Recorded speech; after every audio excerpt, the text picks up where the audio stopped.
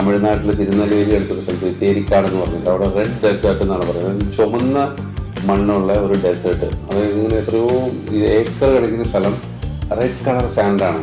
അത് മരുഭൂമി പോലെ മണൽ പോലെ കിടക്കുക. അതിങ്ങനെ കാറ്റടിച്ച് പറഞ്ഞിട്ടേ. അപ്പം അങ്ങനെ ഒരു സ്ഥലം ഉണ്ടെന്ന് കേട്ടപ്പോൾ ഒന്ന് പോയി കാണാമെന്ന് പറഞ്ഞിട്ട് ഇവിടുന്ന് ട്രാവലിൽ പോകുന്നു. നമ്മൾ ഇന്ത്യ കാണാൻ വേണ്ടി ഇറങ്ങി കഴിഞ്ഞാൽ എനിക്ക് തോന്നുന്നു ഒരു മനുഷ്യായുസിന് തീരില്ല ഇന്ത്യ കണ്ട. അത്രയും ഡൈവേഴ്സിറ്റി ഉള്ള സ്ഥലങ്ങൾ ഇന്ത്യയിലുണ്ട്. ഓരോരോ സ്റ്റേറ്റ് ആയിട്ട് പിടിച്ചാൽ മാസങ്ങളോളം എടുക്കും ഒരു സ്റ്റേറ്റ് മാത്രം തീരാനായിട്ട്. അങ്ങനെ നമുക്ക് ഇത്രയും ഡൈവേഴ്സിറ്റി എടുക്കാതെ കാശ്മീരിൽ മഞ്ഞ് പൊഴിയുന്നുണ്ടെങ്കിൽ ഇവിടെ ഭയങ്കര ചൂടാണ്. അല്ലെങ്കിൽ നോർത്ത് ഈസ്റ്റിലേക്ക് പോയി കഴിഞ്ഞാൽ ടോട്ടലി വേറെ സ്റ്റൈലാണ്. അല്ലെങ്കിൽ പിന്നെ നമ്മൾ ഇങ്ങോട്ട് ഗുജറാത്ത് സൈഡിലേക്ക് പോയി വേറെ, രാജസ്ഥാൻ പോയി കഴിഞ്ഞാൽ വേറെ. ഓരോ ചരിത്രവും പൗരാണികമായിട്ടുള്ള സ്ഥലങ്ങളും മൊണ്യുമെന്റ്സും ഹിസ്റ്റോറിക്കലായിട്ടുള്ള പ്ലേസസും ഒക്കെ ആയിട്ട് ഇങ്ങനെ കിടക്കുകയാണ്. അപ്പം നമുക്ക് കാണാൻ അറിവ് നേടാൻ ആഗ്രഹമുണ്ട്. അല്ലെങ്കിൽ ഓരോ യാത്രയും ഓരോ അറിവാന്ന് പറയില്ല. അപ്പോൾ അതിന് വേണ്ടിയിട്ടാണ് നമ്മൾ കൂടുതൽ ട്രാവലിലേക്ക് പോകുന്നത്. അപ്പം നമ്മൾ പാട്ട് ആദ്യം ഭയങ്കരമായിട്ട് ആസ്വദിക്കുമായിരുന്നു, കേൾക്കായിരുന്നു പാട്ട്.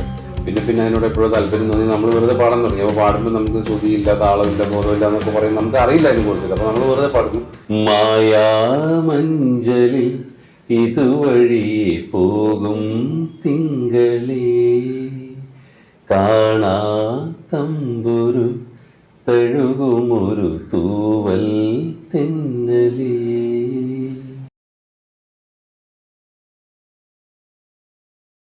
പിന്നെ അതല്ലാതെ മലയാളത്തിൽ ഇപ്പോൾ പൂർത്തിയായ ഒരു പ്രോജക്റ്റ് എന്ന് പറഞ്ഞാൽ ദൈവത്താൻ കുന്നെന്നും പറഞ്ഞൊരു ചിൽഡ്രൻസ് മൂവി ചെയ്തിട്ടുണ്ട്. അത് പഴയ ജോഷി മാത്യു സാർ ഡയറക്ടറാണ്. ഒത്തിരി അവാർഡ്സ് ഒക്കെ കിട്ടിയിട്ടുള്ള ഡയറക്ടറാണ്. അപ്പോൾ കുട്ടികളെ വെച്ചിട്ടുള്ള ഒരു മൂവിയാണ്. കുട്ടികളും ഞാനും പ്രധാന കഥാപാത്രമായിട്ട് വരുന്ന ദൈവത്താൻ കുന്നെന്ന് പറഞ്ഞ മൂവി മലയാളത്തിൽ കംപ്ലീറ്റ് ആയിട്ടുണ്ട്. തമിഴിൽ ഇപ്പോൾ നല്ല നേരം എന്ന് പറഞ്ഞൊരു മൂവി കംപ്ലീറ്റ് ചെയ്തിട്ടുണ്ട്. അത് യോഗി ബാബു സാറാണ് ആക്ടർ, ലീഡ്. ഞാൻ അതിൽ നെഗറ്റീവ് ലീഡായിട്ട് ചെയ്തിട്ടുണ്ട്, നല്ല നേരം. അതുകൂടാതെ ഇപ്പോൾ 2 സീരീസുകൾ കംപ്ലീറ്റ് ചെയ്തിട്ടുണ്ട്. ഒന്ന് നെറ്റ്ഫ്ലിക്സിനും ഒന്ന് ആമസോണിനും വേണ്ടിയിട്ട്. നെറ്റ്ഫ്ലിക്സിൻ്റെ സീരീസ് മെയിലൊക്കെ ആകുമ്പോൾ റിലീസ് ആവുള്ളൂ. ആമസോണിൻ്റെ അത് പിന്നെ 2 മാസം കൂടി എടുക്കും. ഇതൊക്കെയാണ്. ഇല്ല, അതൊക്കെ കഴിഞ്ഞതാണ്. ഇനി പുതിയ പ്രോജക്ട്സിനെ കുറിച്ച് അന്വേഷിച്ചുകൊണ്ടിരിക്കുന്നേ ഉള്ളൂ. ഡ്രോണിന്റെ കാര്യം ചോദിക്കാം. എനിക്കത് പേഴ്സണലി ഭയങ്കര ഇഷ്ടപ്പെട്ട ഒരു കാര്യം. ഭയങ്കര നേച്ചർ ലവറാണെന്ന് മനസ്സിലായി. എന്തുകൊണ്ട് ഡ്രോണിന്റെ ഷൂട്ട് ലൈക്ക് ഏതിൽ നോക്കിയാലും ഡ്രോൺ, മരം കയറുമ്പോ ഡ്രോൺ, പുഴയുടെ അടുത്തിരിക്കുമ്പോ ഡ്രോൺ. പിന്നെ കണ്ടൊരു പോസ്റ്റ് സുമേഷൻ രമേശൻ. അതെ, അല്ല ഞാൻ ഈ ഫിലിമിന്റെ ഓഫ് ടൈമിങ്ങിലെല്ലാം ട്രാവൽ പോകുന്നതാണ്. കൂടുതൽ നേച്ചറിലേക്കാണ് പോകുന്നത്. അതിൽ തന്നെ ട്രക്കിംഗ് ആയിരിക്കും കൂടുതൽ. അപ്പോൾ ഓരോരോ മലകൾ കയറാൻ വേണ്ടിയിട്ട് ഇങ്ങനെ പോകും. അപ്പോൾ എൻ്റെ കൂടെ എൻ്റെ ഒരു സുഹൃത്തുണ്ട്. അദ്ദേഹത്തിൻ്റെ പേര് അരുൺ പി ജോസ് എന്നാണ്. പുള്ളി ഡ്രോൺ പൈലറ്റാണ്. അപ്പോൾ പുള്ളി ആക്ച്വലി ബേസിക്കലി ഒരു പ്ലാനറാണ്. പക്ഷെ ഇതിനോട് ഭയങ്കര പാഷൻ ഉള്ളതുകൊണ്ട് ഒരു ഡ്രോണായിട്ട് വരുന്നു. അപ്പോൾ എവിടെയെങ്കിലും ട്രാവൽ ഇങ്ങനത്തെ സ്പെഷ്യലായിട്ടുള്ള സ്ഥലങ്ങളിലേക്ക് പോകാന്ന് പറഞ്ഞാൽ ആളും കൂടെ വരും. അപ്പോൾ എവിടെയൊക്കെ പോകുന്ന അവിടെയൊക്കെ ഡ്രോൺ ഷോട്ട്സ് ആളിങ്ങനെ എടുത്തുകൊണ്ടിരിക്കും. പക്ഷെ ഞാൻ അധികമൊന്നും പോസ്റ്റ് ചെയ്യില്ല, പക്ഷെ ഇടയ്ക്കിടയ്ക്കൊക്കെ പോസ്റ്റ് ചെയ്യും. അപ്പോൾ ആ പോസ്റ്റ് കണ്ടിട്ടാണ് ഇപ്പോൾ എല്ലാവരും ഒരു കഴിഞ്ഞ ദിവസം ആരോ പിഷാരടി ആരോ പറഞ്ഞു മലയാള സിനിമയിലെ ഡ്രോൺ സ്റ്റാർ എന്ന് പറഞ്ഞ് കളിയാക്കി പറഞ്ഞു. എന്ന് പറഞ്ഞാൽ മറ്റേ ജനപ്രിയ നായകൻ സൂപ്പർ സ്റ്റാർ എന്നൊക്കെ പറഞ്ഞ ഡ്രോൺ സ്റ്റാർ, കാരണം എവിടെ പോയാലും ഡ്രോൺ ഫോളോ ചെയ്യുന്നു എന്നും പറഞ്ഞ് കോമഡി ആയിട്ട് പറഞ്ഞാണ്. അതെ, അപ്പോൾ അത് പക്ഷെ ഒത്തിരി അപ്രീസിയേഷൻ കിട്ടിയിട്ടുണ്ട് പല പല സ്പെഷ്യൽ ഷോട്ട്സിനൊക്കെ വേണ്ടിയിട്ട്. കാരണം ഒത്തിരി ക്രൗഡ് പോകുന്ന ഭയങ്കര ക്രൗഡായിട്ടുള്ള ഈ പിക്നിക് പ്ലേസുകളിലേക്ക് ഞങ്ങൾ പോകാറില്ല. ഞാൻ എപ്പോഴും കുറച്ചും കൂടി ഒരു ഐസൊലേറ്റഡ് ആയിട്ടുള്ള അല്ലെങ്കിൽ ലോൺലി പ്ലേസസിലേക്കാണ് പോകുന്നത്. അപ്പോൾ നമ്മുടെ നാട്ടിലെ മലകളൊക്കെ ഓൾമോസ്റ്റ് എല്ലാം ട്രക്കിംഗ് എല്ലാം കഴിഞ്ഞു. ഇപ്പം മഹാരാഷ്ട്രയിലേക്കാണ് വ്യാപിച്ചിരിക്കുന്നത്. അവിടെയുമ്പോൾ കുറേ ട്രക്കിംഗ് കഴിഞ്ഞു. പിന്നെ ഇങ്ങനെ ആരെങ്കിലും പറയുന്നത് ഇന്ന സ്ഥലത്ത് ഇങ്ങനെ ഒരു സ്ഥലമുണ്ട് പെക്യുലർ ആയിട്ട്. ഇപ്പോൾ കഴിഞ്ഞ മാസം തമിഴ്നാട്ടിൽ തിരുനെല്വേലി അടുത്തൊരു സ്ഥലത്ത് തേരിക്കാട് എന്ന് പറഞ്ഞിട്ട് അവിടെ റെഡ് ഡെസേർട്ട് എന്നാണ് പറയുന്നത്. ചുമന്ന മണ്ണുള്ള ഒരു ഡെസേർട്ട്. അതായത് ഇങ്ങനെ എത്രയോ ഏക്കർ കണക്കിന് സ്ഥലം റെഡ് കളർ സാൻഡാണ്. അത് മരുഭൂമി പോലെ മണൽ പോലെ കിടക്കുക. അതിങ്ങനെ കാറ്റടിച്ച് പറഞ്ഞുകൊണ്ടിരിക്കും. അപ്പം അങ്ങനെ ഒരു സ്ഥലം ഉണ്ടെന്ന് കേട്ടപ്പോൾ ഒന്ന് പോയി കാണാമെന്ന് പറഞ്ഞിട്ട് ഇവിടുന്ന് ട്രാവലിൽ പോകുന്നു. അപ്പോൾ പോകുന്നത് വഴി തെങ്കാശി വഴിയാണ് പോയത്. അപ്പോൾ തെങ്കാശി ചെന്നപ്പോൾ പറഞ്ഞു അന്യൻ ഷൂട്ട് ചെയ്ത പാറയിൽ പെയിന്റ് അടിച്ച സ്ഥലം അവിടെ എപ്പോഴും ഉണ്ടെന്ന് പറഞ്ഞു. അത് ഒരു ഓൺ ദ വേ ആണല്ലോ. അപ്പോൾ നമ്മൾ അവിടെ പോകുന്നു. അപ്പോൾ ഒബ്വിയസ്ലി നമ്മൾ അവിടെ പോകുമ്പോൾ അതിൻ്റെ ഡ്രോൺ ഷോട്ട് എടുക്കുന്നു. അപ്പോഴാണ് പറയുന്നത് മറ്റേ അല്ലു അർജുൻ്റെ മറ്റേ കണ്ണിൽ കർപ്പൂര ദീപം എന്നുള്ള ശ്രീവല്ലി പാട്ട് ഷൂട്ട് ചെയ്ത് തെങ്കാശിയിൽ ഒരു മലയുടെ മുകളാണ്. അപ്പോൾ നമ്മളവിടെ പോകുന്നു. അങ്ങനെ ഇങ്ങനെ ഓരോ സ്ഥലങ്ങളിൽ അത് കാണാൻ വേണ്ടി പോകുന്നതാണ്. അങ്ങനെ പോയപ്പോൾ അതിൻ്റെ ഒപ്പം ഡ്രോൺ എടുക്കുന്നു. ബേസിക്കലി ഇൻ ടു ദ നേച്ചറാണ്. അതെ അതെ അതിലുള്ള. അപ്പോൾ സിനിമയിൽ നിന്നുള്ള ഇടവേളകൾ കൂടുതലും ഇത്തരം യാത്രകൾക്ക് വേണ്ടിയിട്ടാണ്. കാരണം ഞാൻ നോക്കിയപ്പോൾ നമ്മൾ പറഞ്ഞു നമ്മൾ യൂറോപ്പിൽ ട്രിപ്പ് പോകണം, നമ്മൾ US പോകണം, നമ്മളവിടെ പോകണം എന്നൊക്കെ പറയുന്നു. പക്ഷെ നമ്മൾ ഇന്ത്യ കാണാൻ വേണ്ടി ഇറങ്ങി കഴിഞ്ഞാൽ എനിക്ക് തോന്നുന്നു ഒരു മനുഷ്യായുസിന് തീരില്ല ഇന്ത്യ കണ്ട. അത്രയും ഡൈവേഴ്സിറ്റി ഉള്ള സ്ഥലങ്ങൾ ഇന്ത്യയിലുണ്ട്. ഓരോരോ സ്റ്റേറ്റ് ആയിട്ട് പിടിച്ചാൽ മാസങ്ങളോളം എടുക്കും ഒരു സ്റ്റേറ്റ് മാത്രം തീരാനായിട്ട്. അങ്ങനെ നമുക്ക് ഇത്രയും ഡൈവേഴ്സിറ്റി എടുക്കാതെ കാശ്മീരിൽ മഞ്ഞ് പൊഴിയുന്നുണ്ടെങ്കിൽ ഇവിടെ ഭയങ്കര ചൂടാണ്, അല്ലെങ്കിൽ നോർത്ത് ഈസ്റ്റിലേക്ക് പോയി കഴിഞ്ഞാൽ ടോട്ടലി വേറെ സ്റ്റൈലാണ്, അല്ലെങ്കിൽ പിന്നെ നമ്മൾ ഇങ്ങോട്ട് ഗുജറാത്ത് സൈഡിലേക്ക് പോയി കഴിഞ്ഞാൽ വേറെ, രാജസ്ഥാൻ പോയി കഴിഞ്ഞാൽ വേറെ. ഓരോ ചരിത്രവും പൗരാണികമായിട്ടുള്ള സ്ഥലങ്ങളും മൊണുമെന്റ്സും ഹിസ്റ്റോറിക്കലായിട്ടുള്ള പ്ലേസസും ഒക്കെ ആയിട്ട് ഇങ്ങനെ കിടക്കുകയാണ്. അപ്പം നമുക്ക് കാണാൻ അറിവ് നേടാൻ ആഗ്രഹമുണ്ട്, അല്ലെങ്കിൽ ഓരോ യാത്രയും ഒരു അറിവാന്ന് പറയില്ല. അപ്പൊ അതിനു വേണ്ടിയിട്ടാണ് നമ്മൾ കൂടുതൽ ട്രാവലിലേക്ക് പോകുന്നത്. അപ്പൊ ട്രാവൽ കൊണ്ട് പുസ്തകം വായിക്കുന്ന കൂട്ടത്തിലാണ് പൊതുവെ, പക്ഷെ പുസ്തകം വായിക്കുന്നതിനേക്കാളും കൂടുതൽ അറിവ് നമുക്ക് ഒരു യാത്രയിൽ കിട്ടും. നമ്മൾ കണ്ടുമുട്ടുന്ന ആളുകൾ, നമ്മൾ സംസാരിക്കുന്ന ആളുകൾ, നമ്മൾ പോകുന്ന സ്ഥലങ്ങൾ, നമ്മൾ അവിടെ നിന്ന് കഴിക്കുന്ന ഭക്ഷണങ്ങൾ എല്ലാം എനിക്ക് തോന്നുന്നു വൺ അനദർ വേ നമുക്ക് ഇത് എനിക്ക് എൻ്റെ ആക്ടിങ്ങിലും എല്ലാ കാര്യത്തിലും ഹെൽപ്പ് ചെയ്യുന്നുള്ളതാണ്. കാരണം നമ്മൾ ഡിഫറെൻ്റ് ആയിട്ടുള്ള ആളുകളെ കാണുന്നു, അവരോട് സംസാരിക്കുന്നു, അവരുടെ മാനറിസംസ് നമ്മൾ മനസ്സിലാക്കുന്നു. അപ്പൊ ഇത് എവിടെയോ മൈൻഡിൽ നമ്മൾ ഫീഡ് ചെയ്യപ്പെടുന്നുണ്ട്. അപ്പൊ നമുക്ക് നാളെ അത്തരത്തിലൊരു സിറ്റുവേഷൻ വരുമ്പോൾ, ഒരു കഥാപാത്രം വരുമ്പോൾ നമുക്ക് കുറച്ചും കൂടി നാച്ചുറലായിട്ട് അഭിനയിക്കാൻ സാധിക്കും. ഇപ്പൊ ചേട്ടൻ കാസ്റ്റിംഗ് ചെയ്യുമല്ലോ, കാസ്റ്റിംഗ് ചെയ്യുമ്പോൾ നമ്മൾ ഹൗ യു കാസ്റ്റ്, അതായത് എങ്ങനെ ഓരോരുത്തരുടെ ഫേസ് ഈ ക്യാരക്ടറിന് ഇന്ന ഇതായിട്ട് സ്യൂട്ട് ആയിരിക്കും, അതെങ്ങനെ അതിന്റെ ഒരു പ്രോസസ് എന്നൊന്ന് പറയൂ. ഇത് രണ്ട് കാര്യങ്ങളാണ് കാസ്റ്റിങ്ങിലുള്ളത്. ഒന്ന്, കാസ്റ്റിംഗ് ചെയ്യാന്ന് പറഞ്ഞാൽ നമ്മളുടെ അടുത്ത് ഡയറക്ടറും സ്ക്രിപ്റ്റ് റൈറ്ററും കാസ്റ്റിംഗ് ഡയറക്ടറും കൂടി ഇരുന്നിട്ട് ഈ കഥാപാത്രത്തിന് ഇപ്പോൾ അനുയോജ്യരായ ഏതെങ്കിലും ആക്ടേഴ്സ് ഉണ്ടോ എന്നുള്ള ഒരു സെർച്ച് വന്നു. ആ ടൈപ്പ് ഒരു കാസ്റ്റിംഗ്, അങ്ങനെയാണ് ഒരു മേജർ കാസ്റ്റിങ്സ് എല്ലാം പോവുക. രണ്ട്, നമുക്ക് നിലവിലുള്ള ആരും വേണ്ട, നമുക്ക് പുതിയൊരാളെ കണ്ടുപിടിക്കണം. അപ്പോൾ അത് വേറെ ടാസ്ക്കായി. അപ്പോഴാണ് നമുക്ക് റിയൽ ടാസ്ക് വരുന്നത്. നമ്മൾ ഇതിൻ്റെ രൂപവും ഭാവവും എല്ലാം ഇപ്പം നമുക്ക് കറക്റ്റ് രൂപത്തിലുള്ള ആളെ കിട്ടുമ്പോൾ ചിലപ്പോൾ ആ ആൾ അഭിനയിച്ചോളുന്നില്ല.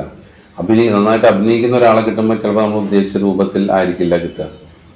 അപ്പോൾ ഇത് എവിടെയെങ്കിലുമൊക്കെ ചെറുതായിട്ട് കോംപ്രമൈസ് ചെയ്യുന്നത്. ചിലപ്പോൾ നമ്മൾ ഉദ്ദേശിച്ച രൂപത്തിലുള്ള ഒരാളെ അല്ല കിട്ടിയത്, പക്ഷേ നല്ല പെർഫോമൻസ് ഒരാളെ കിട്ടിയപ്പോൾ നമ്മൾ തന്നെ പറയും, ഓക്കെ എന്നാൽ പിന്നെ ക്യാരക്ടർ നമുക്ക് കുറച്ച് ചേഞ്ച് വരുത്തി ഇങ്ങനെ ആക്കാം. അങ്ങനെ ആക്കുന്നവരുണ്ട്. ചില ഡയറക്ടേഴ്സ് പറയും എനിക്ക് ഇങ്ങനെ തന്നെയുള്ള ആളെ വേണം, അല്ലെങ്കിൽ ഇങ്ങനെ തന്നെ ചെയ്യണം എന്ന് പറയുമ്പോൾ നമ്മൾ അതിനു വേണ്ടി കുറച്ച് കൂടുതൽ അന്വേഷിക്കേണ്ടി വരും. അപ്പോഴും ലക്കാണ്. ചില സമയത്ത് നമുക്ക് അധികം അന്വേഷിക്കാതെ തന്നെ പെർഫെക്റ്റ് ആയിട്ടുള്ള ആൾക്കാർ നമ്മുടെ മുമ്പിലേക്ക് വരും. ചിലപ്പോൾ നമ്മൾ അന്വേഷിച്ച് കണ്ടെത്തുന്ന ആൾ വന്നു കഴിയുമ്പോൾ ഉദ്ദേശിച്ച പോലെ പെർഫോം ചെയ്യാതെ വരും. ഇതൊക്കെ ഇതിൽ സംഭവിക്കുന്ന കാര്യങ്ങളാണ്. അപ്പോൾ casting it's not an easy job. അപ്പോൾ കാസ്റ്റിംഗ് എന്ന് പറഞ്ഞാൽ നിലവിലിപ്പോൾ ഒരു സ്ക്രിപ്റ്റ് വായിച്ചിട്ട് അതിന് അനുയോജ്യരായ ആൾക്കാരെ കാസ്റ്റ് ചെയ്യുക, അത് ഓൾറെഡി എസ്റ്റാബ്ലിഷ്ഡ് ആയിട്ടുള്ള ആക്ടേഴ്സ് ആയിരിക്കും. അപ്പോഴും ഒരു കാസ്റ്റിംഗ് അവിടെ നടക്കുന്നുണ്ട്. ഇന്ന ആളെ ക്യാരക്ടർ ഇന്ന ആൾ ചെയ്താൽ നന്നാവും. പക്ഷെ അപ്പോഴും അതിൽ ഒത്തിരി ഘടകങ്ങൾ വരുന്നുണ്ട്. ഇപ്പോൾ നമ്മൾ ഉദ്ദേശിക്കുന്ന ആളെ നമുക്ക് ഫൈനാൻഷ്യലി താങ്ങാൻ പറ്റുന്ന ആളല്ലെങ്കിൽ നമുക്ക് ഓപ്ഷൻസ് നോക്കേണ്ടി വരും. അപ്പോൾ എപ്പോഴും 1, 2, 3 ഓപ്ഷൻസ് ഉണ്ടാവും. ഈ ആൾ ആണ് ഫസ്റ്റ് പ്രിഫറൻസ്, ഇത് സെക്കൻഡ്, ഇത് തേർഡ്. ഇത്രയും ഏതെങ്കിലും ഒരാളെ നമ്മൾ ലോക്ക് ചെയ്തിരിക്കും. അങ്ങനെയാണ് ഇതിൻ്റെ പ്രോസസ്സ് പോവുക. അപ്പോൾ അത് ഡിപ്പെൻഡ്സ് ഓൺ എന്താ പറയുക, അവരുടെ ഒരു മാർക്കറ്റ് വാല്യൂവും കാര്യങ്ങളും, അവരുടെ ഡേറ്റ്സ് അവൈലബിലിറ്റി. ഇനിയിപ്പോൾ ചിലപ്പോൾ നമുക്കൊരു ആർട്ടിസ്റ്റ് ഓക്കെയാണ്, പക്ഷേ അയാളുടെ ഡേറ്റ്സ് ആർ നോട്ട് അവൈലബിൾ. അപ്പോൾ അതും പ്രശ്നമാണ്. പുതിയ ആൾക്കാരെ കണ്ടുപിടിക്കാനാണെങ്കിൽ ഇനിയും ഡിഫിക്കൽട്ടാണ്. നമ്മൾ ഇറങ്ങി നടന്ന് കണ്ടുപിടിച്ച് ആദ്യം ഫേസസ് ആണ് നമ്മൾ നോക്കുക, ലുക്കാണ് ഫസ്റ്റ് നോക്കുക. ആ ലുക്കുള്ള ഒരാളെ കിട്ടിക്കുമ്പോൾ കൊണ്ടുവന്നിട്ടാണ് അഭിനയിപ്പിച്ച് നോക്കുക. അപ്പോൾ അഭിനയിച്ചിട്ട് ശരിയാവുന്നില്ലെങ്കിൽ ഗ്രൂം ചെയ്താൽ ശരിയാവും, അത് നമ്മൾ നോക്കും. കുറച്ച് ഒരു ട്രെയിനിങ് കൊടുത്താൽ ശരിയാവുമെങ്കിലും നമ്മൾ റെഡി ആയിരിക്കും.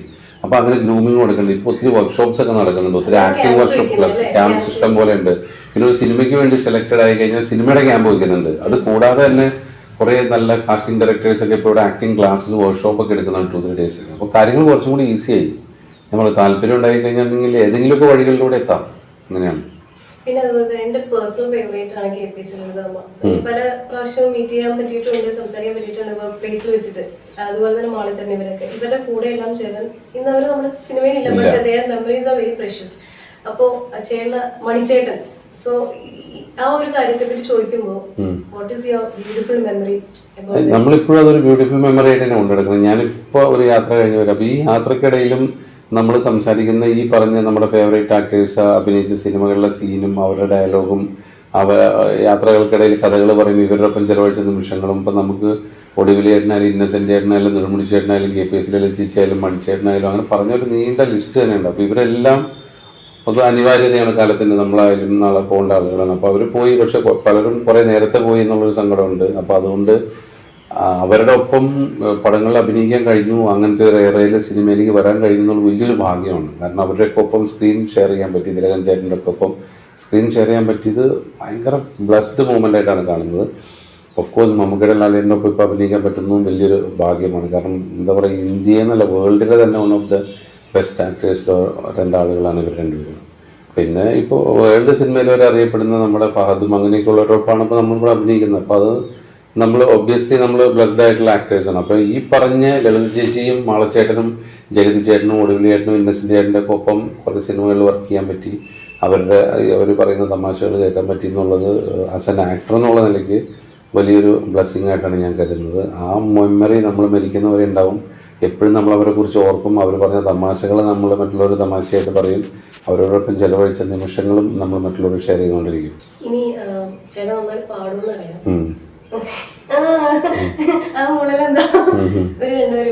ഞാൻ അങ്ങനെ നന്നായി പാടുന്ന ആരാണ് പറഞ്ഞത്? നമ്മള് പാട്ട് പാടാൻ പറഞ്ഞ പാട്ട് പാടും, ഡാൻസ് കളിക്കാൻ പറഞ്ഞ ഡാൻസ് കളിക്കും, മിമിക്രി ചെയ്യാൻ പറഞ്ഞ മിമിക്രി ചെയ്യാം. നമുക്ക് അങ്ങനത്തെ പ്രശ്നമൊന്നുമില്ല. കാരണം ഞാൻ ആദ്യം പറഞ്ഞു ഇതൊരു കുളമാണ്. അപ്പൊ നമ്മൾ ഈ കുളത്തിന്റെ ഉള്ളിൽ കിടന്ന് ഇങ്ങനെ കറങ്ങിക്കൊണ്ടിരിക്കുകയാണ്. അപ്പോൾ എനിക്കിത് അറിയില്ല എന്നുള്ളൊരു പ്രശ്നം അവിടെ ഉദിക്കുന്നില്ല. ഇവിടെ ഞാൻ ഒരു കാര്യം പറയട്ടെ, ദൈവം കുറച്ചു പേർക്ക് മാത്രമേ ഇങ്ങനെ ഒരു ബ്ലെസ്സിങ് തരുള്ളൂ. എല്ലാ മേഖലയിലും കഴിവ്. അതും ഒരു കുഴപ്പമാണ്. ചിലർ പറയും അവനെല്ലാം ചെയ്യും പക്ഷെ ഒന്നും പെർഫെക്റ്റ് അല്ല, അങ്ങനെയും പറയുന്നവരുണ്ട്. അപ്പൊ അതിന്റെ അല്ല ഞാൻ പറഞ്ഞ പാട്ടെന്ന് പറഞ്ഞിട്ടുണ്ടെങ്കിൽ എപ്പോഴും ആളുകൾക്ക് ഭയങ്കര ഇഷ്ടമുള്ള ഒരു കാര്യമാണ്. അപ്പൊ നമ്മൾ പാട്ട് ആദ്യം ഭയങ്കരമായിട്ട് ആസ്വദിക്കുമായിരുന്നു, കേൾക്കായിരുന്നു പാട്ട്. പിന്നെ അതിനോട് എപ്പോഴും താല്പര്യം തോന്നി നമ്മൾ വെറുതെ പാടാൻ തുടങ്ങി. അപ്പോൾ പാടുമ്പോൾ നമുക്ക് ശ്രുതിയില്ല, താളമില്ല, ബോധമില്ല എന്നൊക്കെ പറയും. നമുക്ക് അറിയില്ല അതിനെ കുറിച്ചിട്ട്. അപ്പോൾ നമ്മൾ വെറുതെ പാടുന്നു. അങ്ങനെ പാടി കുറച്ച് കഴിഞ്ഞപ്പോൾ ഈ പറഞ്ഞ മാതിരി ചില കാര്യങ്ങൾ കുറേ കാലം ചെയ്ത് കഴിയുമ്പോൾ നമുക്കൊരു ഇത് എന്ന് പറഞ്ഞ പോലെ പിന്നെ ആൾക്കാർ പറയുന്നുണ്ടെങ്കിൽ കൊള്ളാലോ, പാടുന്നു കൊള്ളാലോ എന്നൊക്കെ. അപ്പോൾ നമുക്ക് തന്നെ തോന്നിയാൽ നമ്മൾ പാടുന്നു കൊള്ളാമോ ശരിയൊക്കെ. പക്ഷെ അപ്പോഴും നമുക്ക് പ്ലേ ബാക്ക് സിംഗിങ്ങിലേക്ക് പോകണമെന്നോ അല്ലെങ്കിൽ അങ്ങനെ വലിയ സ്റ്റേജ് പെർഫോമൻസ് നടന്നെങ്കിലൊന്നുമില്ല. നമ്മുടെ സുഹൃത്തുക്കൾ, നമ്മളെപ്പോഴും കൂടുന്ന ആൾക്കാർ, യാത്ര പോകുന്ന ആളുകൾ, ഇവരെല്ലാവരും സംഗീതപ്രേമികളാണ്. അപ്പോൾ ഒബ്വിയസ്ലി എല്ലാവരും പാടും. അതിൻ്റെ അകത്തിപ്പോൾ 1-2 പേര് ശ്രുതിയിൽ പാടുന്നവരുണ്ടാവും, 1-2 പേര് ശ്രുതി ഇല്ലാതെ പാടുന്നവരുണ്ടാവും. പക്ഷേ ശ്രുതി ഇല്ലാതെ പാടുമെന്ന് പറഞ്ഞ് ഒരുത്തന്നെ ആരും കളിയാക്കാറില്ല. അപ്പോൾ നമ്മൾ ഗ്രൂപ്പായിട്ട് പാടുന്നു.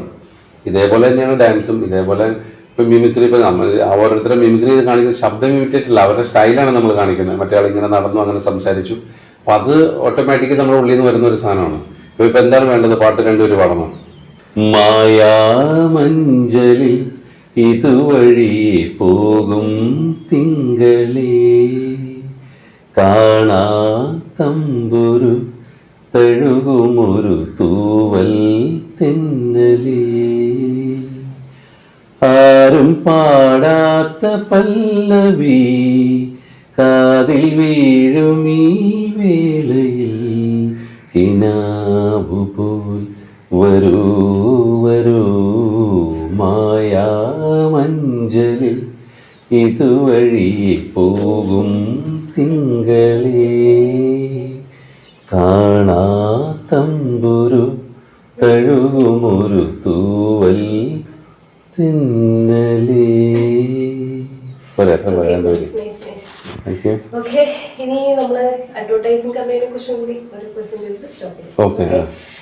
ചേട്ടന് സിനിമ എല്ലാത്തിലും എൻഗേജ്ഡ് ആണ് and very much engaged in your advertising company also. So അതിനെ കുറിച്ചൊരു 2 വാക്ക് പറയുകയാണ്. You have A partner. So എന്താ പറയാ, ബോംബെയില് ഭയങ്കര ബോംബെയിൽ കുറെ കാലം അഡ്വർടൈസിംഗ് ഫീൽഡ് ഉണ്ടായിരുന്നെങ്കിലും നാട്ടിൽ വന്നതിന് ശേഷമാണ് 2 പേരുമായിട്ട് ചേർന്നിട്ട്, ആദ്യം ഒരാളായിരുന്നു, പിന്നെ 2 പേരും ചേർന്ന് അഡ്വർടൈസിംഗ് കമ്പനി തുടങ്ങുന്നത്. ആ കമ്പനി നല്ല രീതിയിൽ കുറെ വർഷങ്ങൾ പോയി, 10 വർഷത്തിലധികം പോയി. പിന്നെ എല്ലാവരും ഓരോരോ തിരക്കുകൾ കാരണം പിരിഞ്ഞു. ഇപ്പോൾ 3 പേരും 3 കമ്പനിയായിട്ടാണ് വർക്ക് ചെയ്യുന്നത്. എൻ്റെ കമ്പനി ഫ്രണ്ട് റോ ഫിലിംസ് എന്ന് പറഞ്ഞിട്ടാണ്. കുറച്ച് കേരളത്തിൽ അറിയപ്പെടുന്ന ബ്രാൻഡുകൾക്ക് വേണ്ടിയിട്ട് കുറച്ച് വർഷങ്ങളായിട്ട് പരസ്യങ്ങൾ ചെയ്യുന്നുണ്ട്. പോപ്പിക്കൂട മുതലായ കുറേ ബ്രാൻഡുകൾക്ക് വേണ്ടിയിട്ട് ചെയ്യുന്നുണ്ട്. അത് കുഴപ്പമില്ലാത്ത രീതിയിൽ പോകുന്നുണ്ട്. ഈ പറഞ്ഞ മാതിരി ലാലേട്ടനെ, മമ്മൂക്കനെ എല്ലാം വെച്ച് ആഡ് ഫിലിംസ് ചെയ്തിട്ടുണ്ട്. അപ്പോൾ ആഡ് ഫിലിംസും വളരെ പാഷനുള്ള ഒരു ഏരിയയാണ്. നല്ല ആഡ് ഫിലിംസ് ചെയ്യാൻ പറ്റിയ ചുരുങ്ങിയ സമയത്ത് 10, 20, 30 സെക്കൻഡിനുള്ളിൽ ഒരു കോൺസെപ്റ്റ് നമ്മൾ കൺസീവ് ചെയ്ത ഒരു പ്രോഡക്റ്റിനെ സെല്ല് ചെയ്യുന്ന രീതിയിൽ ആളുകൾക്ക് ഇൻട്രസ്റ്റിംഗ് ആയ രീതിയിൽ പ്രസൻറ്റ് ചെയ്യുന്ന കാര്യമാണ് ആഡ് ഫിലിം എന്ന് പറയുന്നത്. അപ്പോൾ ആ ആഡ് ഫിലിം ചെയ്തതാണ് ഇപ്പോൾ എൻ്റെ ഫിലിമിലേക്കുള്ള എക്സ്പീരിയൻസ് എന്ന് പറഞ്ഞാൽ ആഡ് ഫിലിം ഡയറക്റ്റ് ചെയ്തതും പിന്നെ സിനിമകളിൽ അഭിനയിച്ചതുമാണ്. അപ്പോൾ ആഡ് ഫിലിം ഡയറക്ഷൻ ഈ പറഞ്ഞ മാതിരി വളരെ ഇഷ്ടത്തോടെ കൊണ്ടെടുക്കുന്ന പ്രൊഫഷൻസിലൊന്നാണ്. ഞാൻ ആദ്യമായിട്ട് ചെയ്യുന്ന വെബ് സീരീസ് ഫാമിലി മാൻ ആണ് ഹിന്ദിയിൽ. അതിൻ്റെ ഡയറക്ടേഴ്സ് ആണ് ടാജാൻ DK. 2018 17-ലായിരുന്നു എൻ്റെ ഷൂട്ടിങ്. അപ്പോൾ അത് ഇറ്റ്സ് വെരി ഇൻട്രസ്റ്റിംഗ്. നമ്മളും ഈ സീരീസുകളൊക്കെ കണ്ടിട്ടുള്ള അല്ലാതെ അതിൻ്റെ പാർട്ടായിട്ടുണ്ടല്ലോ. അപ്പോൾ എന്താണ് ഇതിൻ്റെ മേക്കിംഗ് എന്നൊന്നും അറിയില്ല. അപ്പോൾ it's like almost like a film, more than a ഫിലിമാണ്. കാരണം ഫിലിം 2.5 hours, സീരീസ് എന്ന് പറയുമ്പോൾ ഒരു 6-7 hours വരും ടോട്ടലി ഒരു സീസൺ എന്ന് പറയുമ്പോൾ. അപ്പോൾ ഫാമിലി മാൻ്റെ ഭാഗമായതിനു ശേഷം പിന്നെ 2-3 ബംബൈ മേരി ജാൻ എന്ന് പറഞ്ഞ സീരീസ് റിലീസായി. അത് അഗെയിൻ ദാവൂദ് ഇബ്രാഹിമിൻ്റെ ലവ് സ്റ്റോറിയാണ്. ഇപ്പോൾ 2 സീരീസ് റിലീസായി വന്നിരിക്കുന്നു. അപ്പോൾ ഈ ടാജാൻ DK ഇപ്പോൾ എന്താ പറയുക, ഇന്ത്യയിലെ ഏറ്റവും ടോപ്പ് ലെവലിൽ നിൽക്കുന്ന ഡയറക്ടേഴ്സാണ്. അപ്പോൾ അതും ഒരു ഭാഗ്യമാണ്. അവരുടെ ഡയറക്ഷനിൽ ഫാമിലി മാനിൽ അഭിനയിക്കാൻ പറ്റിയതും വലിയൊരു ഭാഗ്യമായിട്ട് കരുതുന്നു. ആ സീരീസ് എന്താ പറയുക, വേൾഡ് വൈഡ് ഹിറ്റായിരുന്നു. അതെ, അത് വേൾഡ് വൈഡ് ഹിറ്റായിരുന്നു. എവിടെ ചെന്നാലും ഒരു റെക്കഗ്നേഷൻ ആണ്, ഒരു പ്രൊഫൈൽ മാറി. കാരണം ഏത് സ്ഥലത്ത് ചെന്നാലും ആൾക്കാർ അറിയുന്നുള്ള ഒരു അവസ്ഥയിലേക്ക് വന്നു. ഹിന്ദിയിൽ ഞാൻ 4-5 ഫീച്ചർ ഫിലിംസ് ചെയ്തിട്ടുണ്ട്, എന്നാൽ പോലും ഈ ഫാമിലി മാൻ തന്ന പബ്ലിസിറ്റി ഭയങ്കര ഇതായിരുന്നു. ഇപ്പോൾ ഈ വെബ് സീരീസുകളിലൊക്കെ അഭിനയിക്കുമ്പോൾ നമുക്കൊരു നാഷണൽ ലെവൽ റീച്ച് വരും. ഇപ്പോൾ OTT പ്ലാറ്റ്ഫോംസ് ഉള്ളത് കൊണ്ട് ഇപ്പോൾ പണ്ടൊക്കെ നമ്മളെ പുറത്താരും അറിയില്ലായിരുന്നു. ഇപ്പോൾ നമ്മൾ തമിഴ്നാട്ടിലോ അല്ലെങ്കിൽ ആന്ധ്രയിലോ അല്ലെങ്കിൽ ബോംബെയിലൊക്കെ പോകുമ്പോൾ പലരും നമ്മളെ റെക്കഗ്നൈസ് ചെയ്യാൻ തുടങ്ങി, അല്ലെങ്കിൽ അവിടുന്ന് വർക്കുകൾക്ക് വിളിക്കാനും തുടങ്ങിയത് ഈ OTT പ്ലാറ്റ്ഫോംസും ഇങ്ങനത്തെ സീരീസുകളും വന്നുകൊണ്ടാണ്. ഒബ്വിയസ്ലി ഇപ്പോൾ ഞാൻ മാത്രമല്ല, മലയാളത്തിൽ നിന്ന് ഒത്തിരി പേര് വെബ് സീരീസുകളിൽ അഭിനയിച്ചുകൊണ്ടിരിക്കുന്നുണ്ട്. ഈ വർഷം റിലീസാകാൻ പോണ പല ഹിന്ദി വെബ് സീരീസുകളിലും മലയാളത്തിൽ നിന്നുള്ള ധാരാളം ആക്ടേഴ്സ് ഉണ്ട്. അപ്പോൾ അതും ഒരു നല്ല തുടക്കമാണ്. ഈ 2025 അതും ഒരു ഗംഭീരമായി മാറട്ടെ, നല്ല ജേർണിയായി മാറട്ടെ എന്ന് ആഗ്രഹിക്കുന്നു. അതെ, അപ്പോൾ ചേട്ടാ വൈൻഡപ്പ് ചെയ്യാം നമുക്ക്. Thank you so much. Actually ചേട്ടൻ ഭയങ്കര ഇൻസ്പയറിംഗ് ആയിട്ടുള്ള ഒരു പേഴ്സണാലിറ്റി ആണ്. കാര്യം എന്താന്ന് വെച്ചിട്ടുണ്ടെങ്കിൽ, അല്ല ഈ ഇന്റർവ്യൂവിന് വേണ്ടിയിട്ട് പറയുന്നതല്ല, കാര്യം ചേട്ടൻ ഒരുപാട് ജോലികൾ ചെയ്തിട്ടുണ്ട് അല്ലേ. ചേട്ടൻ അവിടെ പോയിട്ട് കഷ്ടപ്പെട്ടിട്ടുണ്ട്, ലൈക്ക് ബോംബെ പോയിട്ട്. നമുക്കതിന് കഷ്ടപ്പാടെന്ന് പറയാൻ പറ്റില്ല, എല്ലാവരും അവരവരുടേതായ രീതിയിലുള്ള കഷ്ടപ്പെടുന്നുണ്ട്. പക്ഷെ ഇപ്പോഴത്തെ ജനറേഷൻ എടുക്കുമ്പോഴേ സിനിമയിൽ ഇപ്പൊ എന്റെ ഒരു അല്ല, നമുക്ക് ഇപ്പോഴത്തെ ജനറേഷന്റെ അഡ്വാൻറ്റേജ് എന്ന് വെച്ചിട്ടുണ്ടെങ്കിൽ ഞാൻ നേരത്തെ പറഞ്ഞ പോലെ കുറെ കൂടി സൗകര്യങ്ങളും കാര്യങ്ങളും നമുക്ക് അത്രയും ബുദ്ധിമുട്ടണ്ട. ഇപ്പൊ ഞാൻ പറഞ്ഞു, ഇപ്പൊ hard work and smart work എന്ന് പറഞ്ഞൊരു സംഭവം. പണ്ട് ഹാർഡ് വർക്ക് ചെയ്താലേ ജീവിക്കാൻ പറ്റുള്ളൂ എന്ന് പറഞ്ഞു. ഇപ്പൊ ഹാർഡ് വർക്ക് ചെയ്യണ്ട, സ്മാർട്ട് വർക്ക് ചെയ്താൽ മതി. ഇപ്പൊ രാവിലെ ഒരു വൈകുന്നേരം വരെ പാറ പൊട്ടിച്ചാൽ ഹാർഡ് വർക്കാണ് കിട്ടുന്നത്. ചിലപ്പോൾ 600-700 ആയിരിക്കും. പക്ഷെ ഒരു മണിക്കൂർ ഷെയർ മാർക്കറ്റിൽ ചെലവഴിക്കുന്നവന് ലക്ഷങ്ങൾ ഉണ്ടാക്കാൻ പറ്റുന്നുണ്ട്. അപ്പോൾ അവൻ ഹാർഡ് വർക്ക് ചെയ്യുന്നില്ല, പക്ഷെ അവൻ സ്മാർട്ട് വർക്ക് ചെയ്യുന്നുണ്ട്. അപ്പോൾ അങ്ങനെ കാലത്തിൽ മാറ്റം വന്നു, ടെക്നോളജിയിൽ മാറ്റം വന്നു, സിനിമയിൽ മാറ്റം വന്നു, ആളുകളുടെ ബിഹേവിയർ പാറ്റേണിൽ മാറ്റം വന്നു, ഫുഡ് ആൻഡ് ഇത് തന്നെ മാറി, നമ്മുടെ ഡ്രസ്സിങ് സ്റ്റൈൽ മാറി എന്ന് പറഞ്ഞ പോലെ ഇനിയും മാറ്റങ്ങൾ ഇവോൾവ് ചെയ്തുകൊണ്ടിരിക്കുകയാണ്. അപ്പോൾ നമ്മൾ മുന്നോട്ട് പോയിക്കൊണ്ടിരിക്കുകയാണ്. Let's hope. അപ്പോൾ എന്തെങ്കിലും നല്ല നല്ല കാര്യങ്ങൾ സംഭവിക്കട്ടെ എന്നുള്ള രീതിയിൽ നമുക്ക് മുന്നോട്ട് പോയിക്കൊണ്ടിരിക്കാം. Thank you so much. അതുപോലെ തന്നെ ചേട്ടനും കുറെ പ്രോജക്ട്സ് ഒക്കെ ചെയ്തിട്ടുണ്ട്. നമ്മൾ ഇനിയും മലയാള സിനിമയിൽ പുറത്തേക്ക് വിടുവാൻ തിരിച്ചു വരണം കേട്ടോ. മലയാളത്തിൽ കൂടുതൽ സിനിമകൾ ചെയ്യണമെന്നാണ് എനിക്ക് ആഗ്രഹം. ഒരുപാട് പ്രോജക്ട്സ് വരുന്നുണ്ട് ചേട്ടന്റെ. അതുപോലെ ഡൊമിനിക്ക് എല്ലാവരും പോയി കാണുക, തിയേറ്ററിൽ തന്നെ. നാളെ റിലീസാണ്. നാളെ മീൻസ് ഈ ആഴ്ച തന്നെ റിലീസാണ്. സോ ഉടനെ തന്നെ പോയി കാണുക. അതുപോലെ എല്ലാം സക്സസ്ഫുൾ ആവട്ടെ. Thanks so much for coming. എല്ലാ വിധത്തിലുള്ള ആശംസകളും നേരുന്നു. Thank you so much.